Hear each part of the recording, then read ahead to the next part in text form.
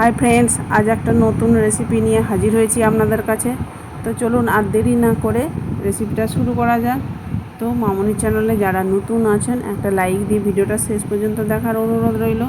দেখুন, কড়াইতে 2 কাপের মতো জল দিয়ে দিয়েছি। তারপর জল গরম হলে সামান্য খাবার সোডা দিয়ে দিলাম, 2টো কুচনো আলু দিয়ে দিলাম, মুসুর কলাই 100 গ্রামের মতো ভালোভাবে ধুয়ে রেখে দিয়েছিলাম সেটাও দিয়ে দিলাম, সামান্য লবণ দিয়ে দিলাম, কিছু পুঁই শাক আগে থেকে কেটে ধুয়ে রেখেছিলাম সেটাও দিয়ে দিলাম। এরপর হলুদ গুঁড়ো, জিরে ও ধনে হাফ চামচ করে দিলাম। এরপর সব উপকরণ নেড়ে চেড়ে ভালোভাবে ঢাকা দিয়ে 10 থেকে 15 মিনিট রেখে দেবো মিডিয়াম আঁচে। দেখুন, এরপরে কলাই আলু ভালো মতো সিদ্ধ হয়ে গেছে। এরপর দিয়ে দিচ্ছি 1 চামচ চিনি। তো আপনারা বেশি মিষ্টি পছন্দ করলে বেশি দিতে পারেন।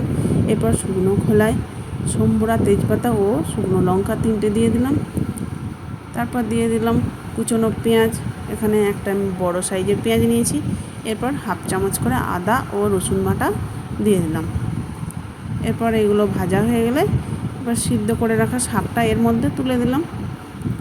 তো যারা আমার ফেসবুক পেজ থেকে দেখছেন পেজটা অবশ্যই ফলো করে দিতে পারেন, আর যারা আমার ইউটিউব চ্যানেলে থেকে দেখছেন একটা সাবস্ক্রাইব করে পাশে থাকা বেল আইকনটি প্রেস করে অল করে রাখতে পারেন, তাহলে আমার নতুন নতুন রেসিপি ছাড়ার সাথে সাথে সবার আগে আপনার কাছে পৌঁছে যাবে।